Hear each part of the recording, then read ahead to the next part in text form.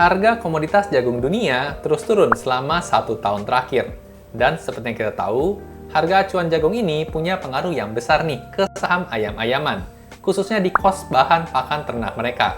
Otomatis, hal ini jadi katalis positif nih buat saham-saham seperti Malindo Feedmill yang akhirnya terbang nih 58% dalam 6 bulan terakhir ini.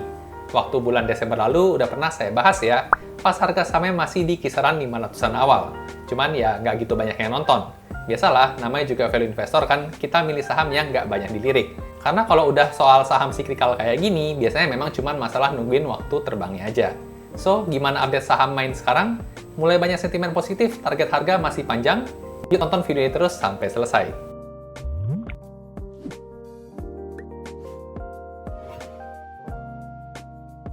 Halo dan selamat datang kembali di channel saya, Jonathan Tamrin. Buat teman-teman yang baru pertama kali nonton, di channel ini saya sharing hal-hal seputar saham dari sudut pandang fundamental. Ada analisa saham, ada mindset investasi, dan ada update berita terkini. Jadi buat teman-teman investor, boleh banget nih, diklik tombol subscribe, dan nyalakan lonceng notifikasinya biar nggak ketinggalan update-update video berikutnya. Di video kali ini, saya mau sharing hasil analisa fundamental dan valuasi dari saham main, update kuartal 1 tahun 2024. Gimana update kerja fundamentalnya dan potensi next sampai harga berapa nih? Yuk langsung kita aja pembahasannya. Oke, sekarang kita bakal coba bedah kondisi fundamental dan valuasi saham main. Buat analisanya, saya akan gunakan file RDFA ya. Buat teman-teman yang belum tahu, RDFA merupakan singkatan dari Rekap Data Fundamental Emiten. File ini merupakan file Excel yang saya buat sendiri untuk memudahkan saya menganalisa saham tentunya. Berisi rekap data fundamental inti lengkap semua emiten dalam waktu 10 tahun terakhir. Buat teman-teman yang mungkin tertarik sama filenya, bisa langsung cobain free sampelnya di website saya, jotamrin.com ya. Sekarang kita mau pakai buat analisa saham main dulu. Nah, buat mulai analisanya, kita tinggal ganti aja kode saham di sini sama kode saham yang mau kita analisa, yaitu main ya. Nah, setelah di enter, maka langsung muncul nih semua data fundamental inti dalam waktu tren 10 tahun terakhir. Semua kali juga sudah dalam miliar rupiah ya. Sekarang update yang kuartal 1 tahun 2024. Untuk tahun terakhirnya ada dua versi. Ada versi last quarter-nya aja, ada versi yang juga disetahunkan buat memudahkan kita buat bandingin dengan kinerja tahun-tahun sebelumnya. Nah, sekarang kita akan langsung coba pakai aja buat analisanya. Kita akan kenal dulu sekilas profil perusahaannya. Kode sahamnya main, nama perusahaannya Malindo Feedmill Tbk. Untuk angka kapitalisasi pasar ya, dalam miliar rupiah per video ini dibuat di tanggal 13 Juli tahun 2024, ada di angka 1.690 miliar rupiah atau 1,7 triliun lah ya. Untuk sektornya di sini masuk indeks non-cyclic dan subsektornya di fish, meat, and poultry ya. Seperti yang kita tahu juga ya, untuk Malindo Feedmill ini dia menjual salah satunya adalah produk daging ayam. Dan untuk tahun IPO sendiri sejak tahun 2006, jadi lumayan juga ya, sudah kurang lebih 18 tahun nih melantai di bursa, kita bisa jual beli sahamnya. Untuk harga sahamnya per video dibuat sudah di Rp755 per lembar sahamnya. Nah oke, ini sekilas profil perusahaannya. Sekarang kita bakal masuk buat bedah kondisi fundamentalnya. Kita masuk ke laporan yang pertama, yaitu laporan laba rugi dulu nih. Ada yang namanya penjualan, sales atau revenue, ini adalah tren selama 10 tahun terakhir. Di sini kita bisa lihat sebenarnya dari segi penjualan itu kurang lebih kayak anak tangga ya. Kecuali memang tahun 2020 ya kita semua tahu ada pandemi COVID-19. Tapi setelah lewat pandemi, angka penjualannya pun juga sudah balik naik ya, lebih tinggi dibandingkan dengan tahun 2019-nya. Dan sampai tahun 2024 versi yang disetahunkan ya, itu sudah lebih tinggi nih dibandingkan dengan tahun 2023 atau mengalami penaikan sebesar 7,72% nih. Nah, di bawah sini juga ada angka CAGR-nya ya atau Compound Annual Growth Rate sebesar 11,76%. Ini artinya growth-nya dalam 10 tahun terakhir kalau dipukul rata ya, setiap tahunnya itu naik sebesar 11,76%. Untuk tahun terakhir sedikit lebih kecil sih ya dibanding CAGR-nya, cuma 7,72%, tapi masih naik. Nah oke, ini dari sisi penjualan sejauh ini nggak ada masalah ya, masih terlihat bertumbuh terus nih. Sekarang akan kita lihat pecahan selanjutnya, yaitu laba kotornya atau gross profit. Nah di sini kita bisa mulai melihat ya, kalau ada naik turunnya nih, nggak seperti anak tangga kayak penjualan tadi. Nah kenapa bisa seperti ini? Yaitu tadi ya, penjelasannya seperti yang saya katakan di awal tadi, karena untuk data laba kotor ini sangat bergantung pada harga acuan jagung dunia tadi. Karena secara logika, main ini kan dia bisnisnya itu adalah menjual ayam ya. Berarti sebelum ayamnya dijual kan berarti ya ditelurkan dulu, lalu dirawat dulu, baru bisa dijual. Nah, sampai si usia ayam ini cukup matang ya untuk dijual dagingnya, itu kan perlu dipelihara dan diberikan makan. Nah, makanan ayam ini sangat bergantung nih harganya sama harga acuan jagung dunia. Semakin tinggi harga acuan jagung, ya berarti semakin mahal juga makanan si ayam ini. Sebaliknya, semakin murah harga jagungnya, ya berarti semakin murah untuk biaya pemeliharaan ayamnya. Dan untuk harga jagung, ya seperti komoditas pada umumnya, dia akan naik turun ya mengikuti harga pasar. Kadang mahal, ya kalau udah mahal nanti akan ada waktunya buat turun dan murah. Ketika sudah murah akan mahal lagi, lalu kemudian akan murah lagi. Nah, jadi di sini kita bisa melihat pola ya, ketika angkanya cukup tinggi ya tahun 2018 di sini, ya kemungkinan harga jagungnya lagi murah waktu itu. Ketika masuk tahun 2020, tahun 2021 angkanya mengecil ya untuk laba kotornya yang kemungkinan untuk harga jagungnya memang waktu itu lagi mahal, jadi menekan laba kotornya. Dan sekarang, seperti yang kita lihat di sini ya, untuk laba kotornya mulai meningkat lagi ya karena harga jagungnya juga udah mulai turun lagi nih. Dan untuk tahun 2024 ya, kalau kinerjanya konsisten seperti kuartal 1, maka ada potensi kenaikan sebesar 62% nih dibandingkan dengan tahun sebelumnya. Nah, waktu bulan Desember lalu saya bahas saham main itu, waktu itu kondisinya masih kuartal 3 ya, tahun 2023. Jadi waktu itu masih di titik ini ya, dan udah mulai kelihatan nih, tangganya udah mulai naik, dan sekarang ada potensi lebih tinggi lagi. Nah, lanjut dari segi gross profit masih menarik, dan kita akan lanjut ke bagian operating profit nih. Nah, di sini juga kelihatan masih menarik ya. Bahkan untuk potensi kenaikannya, kalau kita bandingkan dengan tahun terakhir, ada potensi naik sebesar 105,44% kalau memang kinerjanya konsisten nih, seperti di kuartal 1 ini. Nah, ini soal operating profitnya juga masih cakep. Sekarang bakal kita lihat soal net profitnya ya, atau laba bersihnya. Nah, di sini untuk potensi laba bersihnya akan lebih menarik lagi ya. Bahkan ada potensi naik sebesar 453,29% dibandingkan dengan tahun sebelumnya. Dan di sini kita juga bisa lihat ya, untuk update kuartal 1-nya aja ya, tahun 2024 ini angkanya sudah lebih tinggi dibandingkan dengan kuartal 4 tahun 2023. Asalkan nanti di kuartal 2, 3, dan 4-nya itu angkanya nggak negatif, ini bahkan sudah all time high ya semenjak 5 tahun terakhir berarti dari tahun 2020.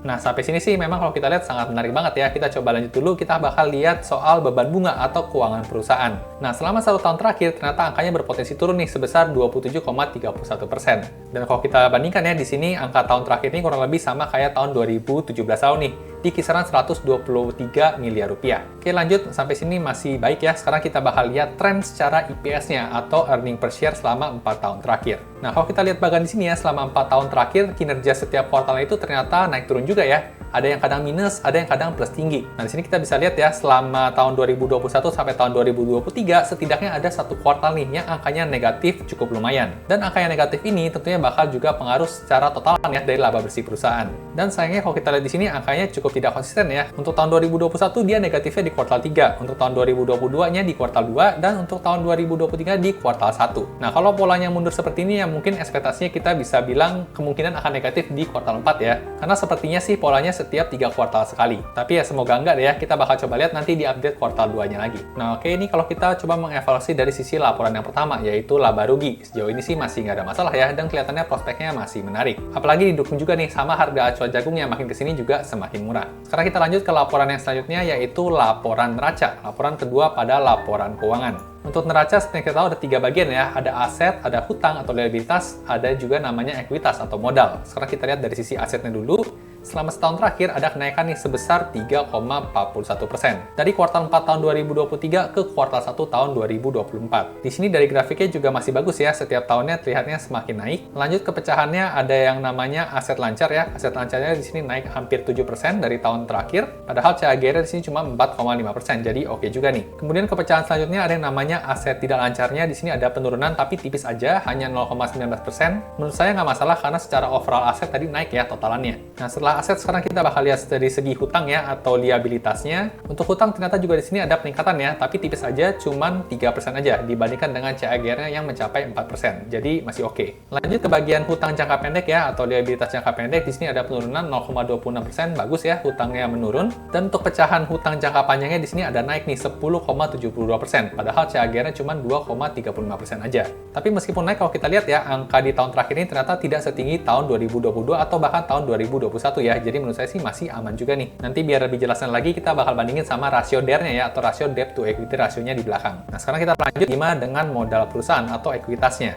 Nah, di sini juga naik ya sebesar 4,09%. Kurang lebih mirip lah ya sama CAGR-nya yang di 4,12%. Masih good ya, hampir setiap tahunnya selalu naik juga nih untuk ekuitasnya. Dan lanjut kita akan coba lihat dari sisi total komposisi uang kas perusahaan per update-nya yang terakhir. Nah, posisi uang kas perusahaan di update kuartal 1 ya ada di angka 217 miliar rupiah. Pernah tertinggi di tahun 2015 ya di 525 miliar rupiah. Dan menurut saya angka 217 miliar di sini tuh cukup oke ya. Dia nggak terlalu kebanyakan tapi nggak terlalu kesedikitan juga. Karena numpukin duit kas banyak-banyak juga buat apa? Mending diputar lagi biar bisa jadi duit. Lanjut ke bagian pecahan total piutang lancar. Nah, di sini makin tahun makin naik ya, dan ini merupakan hal yang bagus nih. Karena biasanya piutang lancar ini punya korelasi sama penjualan. Semakin tinggi penjualan, biasa piutangnya juga semakin tinggi. Dan ini bagus banget ya, untuk update yang terakhir ada peningkatan 11% dan ini sudah merupakan all time high semenjak 10 tahun terakhir. Nah, oke, lanjut. Sekarang kita bakal lihat komposisi total persediaan lancarnya. Sekarang posisinya di 1,7 triliun ya, atau naik 10% dibandingkan yang terakhir, dan angka ini hampir mencapai all time high-nya ya di tahun 2021 kemarin. Dan untuk persediaan di sini, menurut saya sih bagusnya nggak terlalu kebanyakan dan nggak terlalu kerikitan ya. Karena kalau kebanyakan itu kesannya kayak barangnya nggak laku, numpuk aja di gudang. Jadi menurut saya pribadi, kalau untuk angka persediaan ya, kalau lihat grafiknya seperti ini, ya mungkin idealnya di kisaran 1,2 triliun aja nih, di kisaran sini. Kalau 1,7 kayaknya agak terlalu kebanyakan. Nah oke lanjut ya, sekarang kita bakal lihat nilai buku per lembar sahamnya, setiap tahun juga selalu naik ya, jadi ini masih nggak ada masalah. Dan bagian terakhir dari laporan neraca ini, kita bakal coba lihat bagian dividen per share-nya nih. Nah ternyata main ini tidak rajin bagi dividen ya, terakhir bagi dividen itu untuk tutup buku tahun 2018 aja. Jadi saham ini mungkin kurang cocok kalau teman-teman ini seorang dividen hunter. Lebih cocoknya untuk saham main ini kalau buat cari capital gain-nya aja. Nah oke, ini soal laporan yang kedua ya, yaitu laporan neraca. Sekarang kita bakal masuk ke laporan yang terakhir dari laporan keuangan, yaitu laporan arus kas. Nah untuk laporan arus kas ada 3 komponen ya. Ada arus kas dari aktivitas operasi atau from operation ya, CFO. Ada yang namanya dari aktivitas investasi dan ada yang namanya dari aktivitas pendanaan atau from financing. Kita akan lihat satu-satu, kita masuk yang bagian operation dulu. Nah, untuk bagian yang operation di sini, kita bisa lihat ya, selama 10 tahun terakhir angkanya dominan positif nih. Dan ini merupakan hal yang bagus. Kenapa? Karena kalau angkanya positif, itu artinya duit lebih banyak masuk nih, dibandingkan yang keluar di tahun tersebut. Sebagai pemilik bisnis kan kita pengennya perusahaan kita cuan ya, lebih banyak duit yang masuk dibandingkan yang keluar. Jadi ini overall udah bagus ya, di tahun terakhir juga angkanya positif, cuman memang masih belum ideal-ideal banget karena masih ada angka yang negatif nih, seperti tahun 2015 atau tahun 2021. Lanjut ke evaluasi yang kedua, yaitu arus kas dari aktivitas investment ya, atau investasi. Kita bisa lihat di sini ya, selama 10 tahun angkanya negatif terus, dan ini juga merupakan hal yang bagus nih. Karena kalau angkanya negatif, di sini artinya ada duit yang keluar buat aktivitas investasi. Seperti yang kita tahu juga ya, investasi itu kan tujuannya baik, memberikan keuntungan buat perusahaan di masa depan. Jadi CFI di sini tergolong ideal, angkanya negatif semua setiap tahunnya. Dan lanjut kita masuk ke bagian CFF ya, atau cash flow from financing. Nah, sini kita bisa lihat ya, selama grafik 10 tahun terakhir angkanya naik turun, sepertinya dominannya positif ya di sini. Nah, kalau buat yang CFF ini, kita harapannya angkanya negatif nih. Karena kalau angkanya negatif, itu artinya perusahaan lebih banyak lunasin hutang dibandingkan nambahin hutang. Atau mungkin ada bagi dividen, makanya angkanya bakal jadi negatif. Cuman sayangnya untuk CFF kurang ideal ya, karena di sini lumayan banyak juga angkanya yang positif. Ya berarti perusahaan cukup aktif nih nambahin hutang di tahun-tahun tersebut. Nah oke, kita udah evaluasi untuk 3 laporan inti laporan keuangan perusahaan ya. Laporan laba rugi, neraca, dan arus kas. Sekarang kita bakal evaluasi soal rasio-rasio keuangannya. Kira-kira sehat apa enggak nih main di update-nya yang sekarang ini. Kita pertama masuk dari sisi profitability margin ya. Ada 3 garis nih. Untuk yang warna hitam di sini adalah margin laba kotor ya, atau gross profit margin. Kalau yang warna biru tua itu margin laba usaha atau operating profit margin. Dan yang paling biru muda ini adalah margin laba bersihnya nih, atau net profit margin. Nah, di sini kita bisa lihat ya, untuk margin laba kotornya angkanya sudah di 12%, kurang lebih mirip seperti tahun 2019 lalu, dan trennya sudah mulai meningkat ya sejak tahun 2021. Dan ini kalau misalnya tahun-tahun ke depan itu lanjut meningkat, ya masih berpotensi buat bisa nyentuh angka 14 atau bahkan 18%. Dan kalau di bagian terakhirnya, net profit margin saat ini posisinya di 3%, udah lebih baik dibandingkan dengan 5 tahun lalu, dan bahkan posisi tertingginya di sini waktu itu tahun 2018 ya, yaitu di angka kisaran 4%-an. Nah, ini artinya di posisi update kuartal 1 terakhir sudah hampir mencapai all time high-nya ya untuk kinerja profitability margin perusahaan.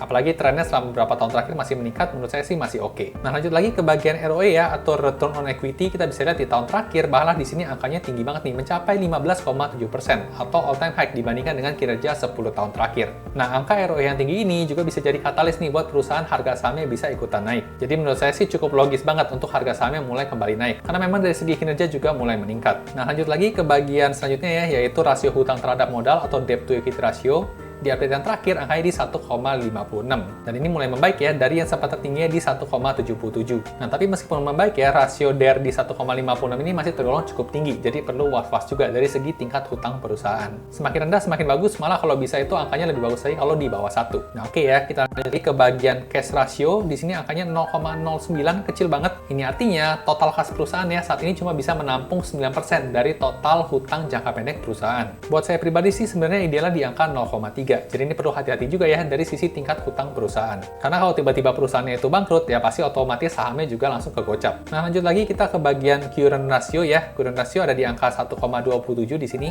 Cukup sehat karena angkanya sudah di atas 1 nih. Ini artinya aset lancar perusahaan itu bisa menutup hutang jangka pendek perusahaan. Nah, oke, kalau kita lihat selanjutnya ada bagian quick ratio ya. Kalau quick ratio ini berarti aset lancar dikurangi dengan persediaan dulu baru dibagi sama hutang jangka pendeknya. Angkanya di sini 0,53 ya. Menurut saya sih cukup sehat. Ya meskipun kalau kita mau ngomong ideal ya angkanya di atas 1 lah. Tapi menurut saya sih angka 0,5 masih cukup coverable. Oke, kita lanjut ya ke bagian rasio selanjutnya, ada yang namanya interest coverage ratio atau rasio kemampuan membayar hutang berbunga.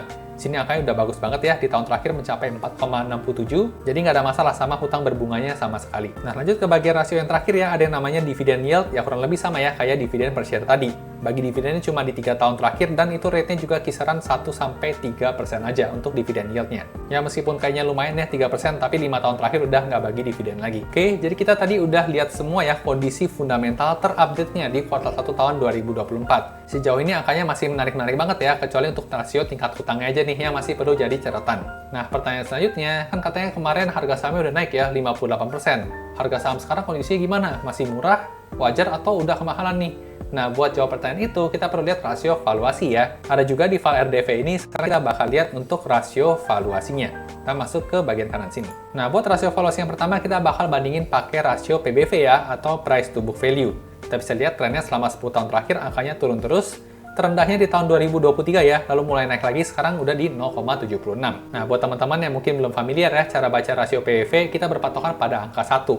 Semakin rendah dari angka 1, semakin under value, semakin tinggi dari angka 1, ya berarti semakin over value atau kemahalan. Nah, di sini saya pakai ada 2 strategi ya. Ada strategi yang membandingkan dengan angka rata-rata 5 tahunannya, ada strategi yang membandingkan dengan angka 1. Nah, kalau kita pakai strategi yang pertama ya, yang di sini rata-rata 5 tahunannya, sekarang posisinya ada di 0,76, rata-ratanya di 0,68. Yang berarti angka sekarang itu punya potensi penurunan sebesar 10,5% nih, kalau angka 0,76 ini balik ke angka 0,68. Di sini tergolong sudah fair value ya, dengan target harga jualnya di 675. Ini kalau kita pakai strategi yang pertama. Kalau kita pakai strategi yang kedua, kita bandingkan dengan angka 1 ya, berarti angka 1 ini sekarang sedang terdiskon 24% nih, menjadi angka 0,76 ini. Dan kalau angka 0,76 ini balik ya ke angka 1, berarti punya potensi gain sebesar 32%, atau dengan target harga jual di hampir Rp1.000 per lembar sahamnya. Dan untuk final kesimpulannya, di sini slightly under value ya. Jadi masih under value, tapi nggak under value amat, kayak waktu setahun atau 2 tahun terakhir. Nah, lebih cocok yang mana? Pakai yang strategi yang ini atau pakai yang ini? Nah, menurut saya, karena main ini merupakan saham second liner ya, bukan saham blue chip, dia akan lebih cocok kalau kita pakai yang PBV fair di angka 1 ini nih. Kalau strategi yang pertama ini biasanya lebih cocok buat saham-saham blue chip, kayak misalnya ICBP atau BBCA, itu akan lebih cocok pakai yang pertama ini. Tapi kalau buat saham second liner pada umumnya lebih cocok pakai strategi yang kanan ini. Nah, berarti dari PBV saat ini masih slightly under value ya, masih punya potensi gain sebesar 32%. Waktu bahasan terakhir saya di bulan Desember lalu itu angkanya masih 0,5 nih, waktu itu sangat under value kondisinya. Kalau sekarang udah agak naik, jadi slightly under value aja. Nah, ini rasio yang pertama, sekarang kita akan bandingkan dengan rasio valuasi yang kedua nih, yang namanya price to earning ratio. Nah, kalau rasio PE ratio ini kita membandingkan dengan angka 10. Semakin rendah dari angka 10 itu semakin murah ya, semakin under value. Tapi kalau semakin tinggi dari angka 10, berarti semakin over value. Buat strateginya sama ya, ada yang average 5 tahunannya, ada yang kita pakai patokan di angka 10. Sekarang posisinya di 4,82, rata-rata 5 tahunannya ada di 9,4 ya, dan untuk fairnya di angka 10. Lebih cocok pakai yang mana ya? Sama ya, kayak tadi alasannya lebih cocok pakai yang kanan ini, kalau menurut saya pribadi. Apalagi kalau kita lihat grafiknya ya, ini untuk rasio PE rasionya cukup tidak konsisten. Kadang naik tinggi, kadang rendah banget sampai negatif. Jadi menurut saya akan jauh lebih cocok kalau kita pakai patokan yang kanan ini, di angka 10. Nah, kalau kita bandingkan dengan angka 10 ya, berarti sekarang sedang terdiskon 51% nih, menjadi 4,82. Dan kalau angka ini balik ya ke angka 10, dia punya potensi gain sebesar 107%. Dengan target harga jualnya di 1.500 yang tergolong under value juga. Nah, jadi dari dua rasio ini sama-sama mengatakan under value ya. Satu slightly under value, satu under value. Satu targetnya di 1.000, satu targetnya di 1.500. Nah, mau pakai yang mana? Mau pakai PBV atau mau pakai PE ratio? Pakai dua-duanya boleh ya. Kalau mau dijadiin range, berarti target harga jualnya itu bisa di 1.000 sampai 1.500-an. Tapi kalau saya pribadi sih bakal lebih prefer pakai PBV aja. Kenapa? Karena untuk rasio PE rasionya kita bisa lihat di sini ya, trennya cukup naik turunnya cukup kenceng. Kalau yang PBV lebih stabil. Jadi menurut saya lebih safe to say kalau kita punya target harga jualnya di Rp1.000. Harga saham saat ini di 755, targetnya di Rp1.000. Waktu Desember kemarin lebih mantap lagi, di kisaran 500 targetnya di Rp1.000. Jadi bigger 100%-an. Nah oke, setelah kita lihat semua data tadi ya, fundamental dan valuasinya, seperti biasa saya disclaimer dulu nih. Tujuan dari pembuatan video kali ini bukan untuk memberikan rekomendasi beli atau jual suatu saham. Jadi di sini saya hanya men-sharingkan ya temuan-temuan yang saya temukan menarik. Bagus kalau teman-teman dapat insight, tapi buat jual atau beli suatu saham, teman-teman tetap harus ngerjain PR sendiri atau do your own research. Oke, jadi itu tadi hasil sharing analisa fundamental dan valuasi saham main versi saya. Buat teman-teman yang tertarik sama file Excel RDV-nya, saat ini RDV kuartal 1 sudah ada 800-an emiten yang rilis laporan keuangan kuartal 1-nya. Teman-teman juga boleh coba file sampelnya dulu, gratis ya. Download aja langsung di website saya jotamrin.com. Jadi kalau cocok, bisa langsung pesen aja. Kebetulan buat yang update kuartal 2-nya, kemungkinan bakal rilis estimasi di akhir bulan Juli ini. Buat pemesanannya, kalau mau yang kuartal 1, boleh langsung aja di website. Kalau misalnya teman-teman mau pesan yang kuartal 2 nanti, bisa masukin kode voucher POQ2 pas checkout nanti. Bakal ada diskon 10% buat teman-teman yang early bird. Buat teman-teman yang pesan, bakal dapat free update berkala nih, minimal 1 kali setiap minggunya sampai lengkap data 800-an plus laporan keuangan emitennya. Kalau yang masih awam banget di saham, saya juga ada kelas value investing pre-recorded ya, buat teman-teman yang mau serius belajar. Info lebih lengkapnya lagi, cek aja kolom deskripsi di bawah. Dan buat yang mau tanya-tanya, bisa langsung tanya admin via DM IG saya di Jonathan Tamrin. Nah, gimana nih teman-teman setelah dengar analisa tadi, seberapa setuju dengan analisa saya yang tadi? Atau ada yang punya pendapat lain?